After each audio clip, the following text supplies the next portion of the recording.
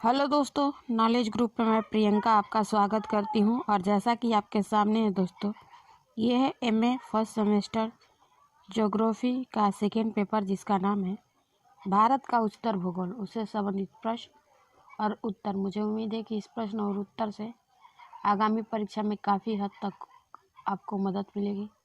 अगर आप हमारे चैनल पर नए हैं तो चैनल को लाइक शेयर सब्सक्राइब जरूर करें, ठीक है। अब जैसा कि प्रश्न ये है कि उत्तरी भारत तथा दक्षिणी भारत के अफवाह तंत्र के विकास तथा विवरण की विवेचना कीजिए। या अथवा करके आपसे ऐसे भी पूछे जा सकते हैं कि भारत के अफवाह तंत्र की विशेषताओं को बताते हुए हिमालय से उद्गमित नदियों एवं प्रायद्वीपों भारत की नदियों की तुलना कीजिए। या अथवा करके आपसे ऐसे भी प्रश्न पूछे जा सकते हैं कि प्रायद्वीप भारत के पश्चिमी की ओर बहने वाली नदियों का पर प्रकाश डालिए। या अथवा करके आपसे ऐसे भी प्रश्न पूछे जा सकते हैं कि उत्तरी भारत के अफवाह तंत्र का विवरण दीजिए। या अथवा करके आपसे ऐसे भी प्रश्न पूछे जा सकते हैं कि दक्षिणी भारत की जल प्रवाह प्रणाली का उल्लेख कीजिए। या अथवा करके आपसे ऐसे भी पूछे जा सकते हैं कि उत्तरी भारत एवं दक्षिणी भारत की नदियों की तुलना कीजिए। या आगे आपसे ऐसे भी पूछे जा सकते हैं प्रश्न कि प्रायद्वीपीय भारतीय की प्राकृतिक दशा तथा जल अफवाह की विवेचना कीजिए। या अथवा करके आपसे ऐसे भी पूछे जा सकते हैं प्रायद्वीपीय तौर भारत के जल अफवाह के विकास की आलोचनात्मक व्याख्या कीजिए। या अथवा करके संक्षिप्त में टिप्पणी लिखिए कि भारत का हिमालय अफवाह तंत्र। तो ये थे भाई साहब प्रश्न, ठीक है।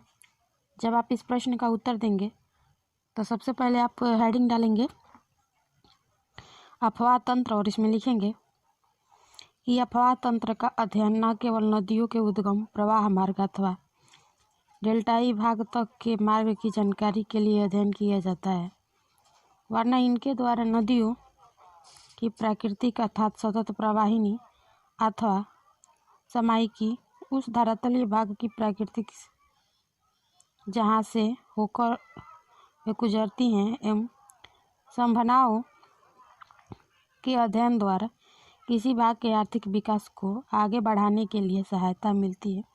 इसलिए किसी भी भूभाग की संरचना एवं उसके उच्चावच के अध्ययन के पश्चात अफवाह तंत्र का अध्ययन आवश्यक होता है, ठीक है।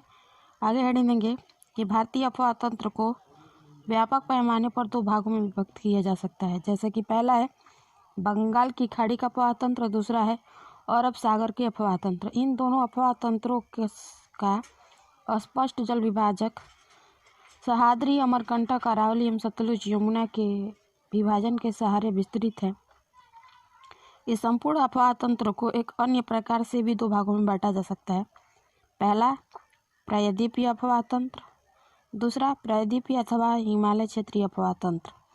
परंतु चंबल, बेतवा एवं सोन जैसी नदियाँ जो प्रायद्वीप से निकलती हैं एवं आयु तथा उद्भव के संदर्भ में अपेक्षाकृत अधिक प्राचीन हिमालय अफवाह तंत्र का अंग है। इस प्रकार यह वर्गीकरण क्रम नदियों के मार्गों की व्याख्या एवं उनके व्यतिक्रम वाले व्यापक परिवर्तन तथा उत्क्षेप के साथ वितरण प्रतिरूपों को संबंधित करने की समस्या पैदा करती है।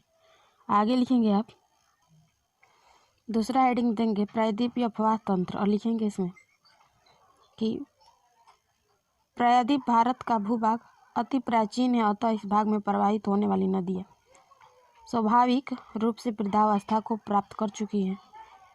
प्रायः सभी नदियाँ अपने आधार पर तल को प्राप्त कर चुकी हैं और उसकी उदग्र अपर्दन शक्ति समाप्त हो चुकी है। अब वे नदियाँ सने अपने किनारों को चौड़ी करने में संलग्न है। प्रायः इनकी घाटियाँ चौड़ी हैं, फलस्वरूप बाढ़ के समय इनके किनारे को लांघकर जल चारों ओर फैल जाता है। वैज्ञानिकों का अनुमान है कि हिमालय पर्वत के उत्थान के समय दक्षिण के पठार को कुछ धक्के लगे होंगे, फलस्वरूप यह पठारी भाग पूर्व की ओर झुक गया। केवल नर्मदा एवं ताप्ती को छोड़कर पठारी भाग की अधिकांश या सभी महत्वपूर्ण नदियाँ पूर्व की ओर प्रवाहित होती हैं। यही नहीं, वैज्ञानिकों का विचार है कि नर्मदा एवं ताप्ती नदियाँ स्वयं की कटी हुई घाटियों से होकर नहीं प्रवाहित होती, वरना ये तो दरार घाटियों से होकर बहती हैं। आगे लिखेंगे कि प्रायः द्वीपीय भारत का अफवाह तंत्र अनुवर्ती अफवाह तंत्र कहा जा सकता है। इस भाग की अधिकांश नदियाँ पश्चिम की घाट से निकलकर पूर्व की ओर प्रवाहित होती है और कुछ छोटी छोटी नदियाँ जैसे कि पेरियार, पत्रानी, सिरती आदि ही ऐसी है जो पश्चिमी घाट से निकलकर पश्चिम की ओर प्रवाहित होती है और इसी होते हुए अरब सागर में गिरती है। इसमें भी पेरियार नदी की उल्लेखनीय है। इसके जल को कृत्रिम ढंग से पूरब की ओर मोड़कर बह गई नदी में गिराया जाता है।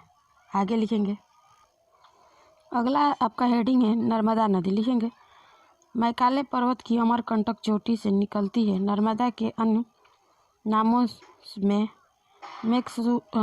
मैकलसूता, रेवा तथा साकरी का भी उल्लेखनीय है। नर्मदा अमरकंटक से निकलकर एक संसरी घाटी से होकर प्रवाहित होती है। इसी घाटी के उत्तर में विंध्याचल एवं दक्षिण में सतपुड़ा पर्वत श्रेणी विस्तृत है। नर्मदा घाटी से के प्रारंभ से अंत तक अनेक छोटे बड़े प्रपात विकसित हैं। नर्मदा का उद्गम ही प्रपात से होता है और इसके उद्गम का स्थल से लगभग 7 किलोमीटर दूर और 30 किलोमीटर ऊंचा कपिला धारा प्रपात है। कपिला धारा से 1.5 किलोमीटर नीचे की ओर दूध धारा प्रपात है, जहाँ से लगभग 200 किलोमीटर नीचे की ओर मांडला जनपद में शास्त्रधारा नामक प्रपात है। जबलपुर से 20 किलोमीटर दूर बामनगंगा एवं नर्मदा के संगम से थोड़ी दूर पर भेड़ाघाट का धुआंधार प्रपात बहुत ही विख्यात है और इसके बाद में नीचे की ओर नर्मदा का जल अपने जल स्तर से 37 मीटर ऊंची संगमरमर की श्वेत एवं श्याम शैल के मध्य सीमित होकर प्रवाहित होती है, जिसके बंदर कूदनी गार्ज के नाम से जाना जाता है। इसके बाद होशंगाबाद जनपद में घाघरी प्रपात है। अंत में हिरण प्रपात के बाद नर्मदा नदी एक विशाल मैदान में प्रवेश करती है और अंत में खंभात की खाड़ी में जा गिरती है। अगला हेडिंग है ताप्ती नदी। इसके बारे में लिखेंगे, इसका उद्गम मध्य प्रदेश के बैतूल जनपद से होता है और सतपुड़ा के दक्षिण से प्रवाहित होते हुए इसकी लगभग ऊंचाई जो है लंबाई 700 किलोमीटर है और यह नदी नर्मदा के समानांतर प्रवाहित होते हुए खंभात की खाड़ी में गिरती है। गुजरात का सूरत नगर इसी नदी के मुहाने पर बसा है। आगे हेडिंग लिखेंगे दोस्तों, वो है प्रायद्वीपीय अथवा हिमालय क्षेत्रीय अफवाह तंत्र। इसमें लिखेंगे, भारतवर्ष के हिमालय क्षेत्रीय अफवाह तंत्र के अध्ययन में हिमालय की भूमिका बहुत ही महत्वपूर्ण है, क्योंकि इस भाग से होकर प्रवाहित होने वाली लगभग समस्त नदियाँ हिमालय से ही निकलती हैं और इन नदियों की प्रकृति प्रायद्वीपीय नदियों से बिल्कुल भिन्न है, क्योंकि विशाल मात्रा में जलोढ़ से लेकर मंद गति से चलने वाली है। अपरदन द्वारा प्राप्त सामग्री को लेकर चलते हुए जब इसकी प्रवाह गति धीमी पड़ जाती है, तब से सभी अपरदित पदार्थों का निक्षेपण कर देती है। उत्तरी भारत के विशाल उपजाऊ मैदान में निर्माण में इन्हीं नदियों का महत्वपूर्ण सहयोग रहा है। यहाँ प्रायद्वीप प्रवाहित होने वाली नदियों में से कुछ तो हिमालय से ही प्राचीन मानी जाती है। हिमालय के ऊपर की ओर उठता रहा ऐसी नदियों अपनी घाटी को गहरा करती गई और सतत प्रवाहित होती गई। पर्वत के उत्थान से इन नदियों के लिए कोई बाधा नहीं उत्पन्न हुई, क्योंकि उस समय इसके अपरदन की दर में वृद्धि हो गई।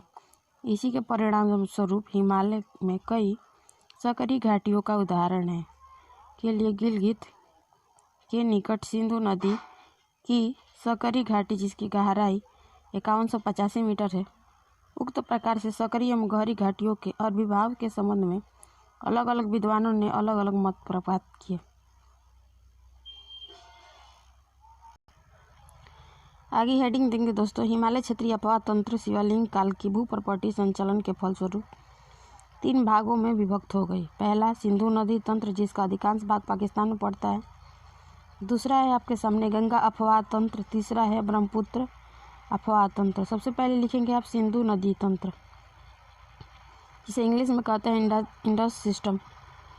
लिखेंगे सिंधु नदी तिब्बत के पठार से निकलकर लगभग 3000 किलोमीटर की दूरी तय करने के पश्चात अरब सागर में गिरती हैं। इसी तंत्र में इसका सहायक सतलज, ब्यास, रावी, चेनाब एवं झेलम प्रमुख नदियां हैं। भारत पाक विभाजन के फलस्वरूप सिंधु तंत्र का नदियां पाकिस्तान में पड़ गई हैं। माना सतलज का ऊपरी भाग भारतीय सीमा के अंतर्गत है। सिंधु की सहायक नदियों में इसी में सर्वाधिक जल प्रवाहित होता है।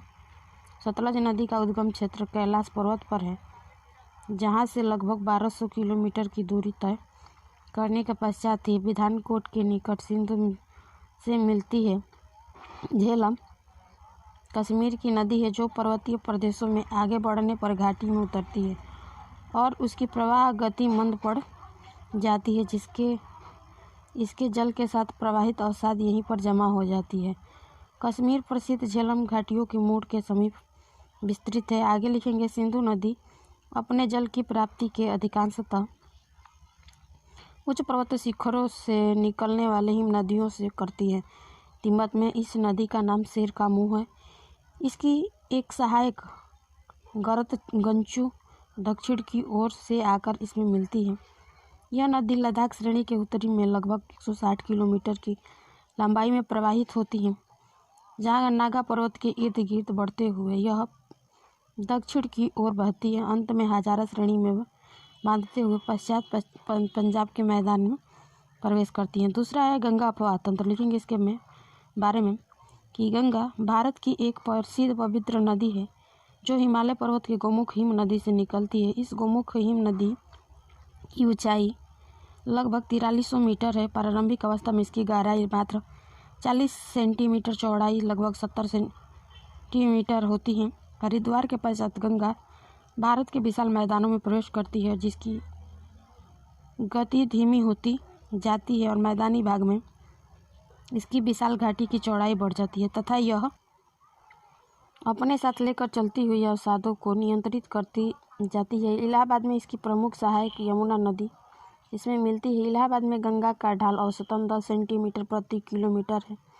डेल्टाई भाग का ढाल बहुत ही कम है। गंगा का डेल्टा विश्व का सबसे विशाल डेल्टा है, जिसका क्षेत्रफल लगभग 80,000 वर्ग किलोमीटर है। इस नदी में निम्न भाग के छोड़े नदियों का शुष्क मार्ग मिलते हैं, जो कि नदियों के मार्ग पर परिवर्तन की प्रकृति के प्रतीक हैं। इन शुष्क जल मार्गों में बोमल बिला कहा जाता है और नदी के तटों को चार कहा जाता है। इन्हीं चार पर बहुत से अधिवास मिलते हैं, क्योंकि वर्षा काल की बाढ़ के समय यही सर्वोच्च भूभाग होता है जहां जल नहीं पहुंचता। गंगा नदी की लंबाई 2500 किलोमीटर है। आगे आप लिखेंगे दोस्तों, गंगा की प्रमुख सहायक नदियों जैसे यमुना, सोन, घाघरा, गंडक एवं कोसी, ठीक है। और उनके बारे में लिखेंगे। सबसे पहले यमुना गोमुख से थोड़ी दूर पर यमुनोत्री स्थान से निकलती है और गंगा के लगभग समांतर प्रवाहित होती हुए प्रयाग में इसमें मिल जाती हैं। प्रयाग में इसकी लंबाई लगभग 1400 किलोमीटर है और यमुना की सहायक नदियाँ बेतवा, चंबल, केन एवं सिंध प्रमुख है। भूवैज्ञानिकों का अनुमान है कि यमुना ऐतिहासिक काल में राजस्थान की ओर प्रवाहित होती हैं और पौराणिक काल में सरस्वती की प्रमुख सहायक थी। इसके दक्षिण पश्चिम में आकर मिलने वाली नदियाँ अध्यारोपित प्रणाली का उदाहरण है। आगे लिखेंगे आप सोन नदी और लिखेंगे इसमें कि अमरकंटक पहाड़ियों की सोखागुल से निकलते हुए दानापुर में 24 किलोमीटर उत्तर में गंगा नदी से मिलती है। मैदानी भाग में इसका धारा पर्याप्त छिछली एवं चौड़ी, जिसमें आगे पर आया करती है। आगे है घाघरा नदी। इसका उद्गम स्थल ताल अकाकोट के में उत्तर पश्चिम में मम्मा चुंगू हिमनद से है, जहाँ से यह हिमालय एवं शिवलिंग श्रेणियों के आर पार तंगा घाटी से होकर पार करती है।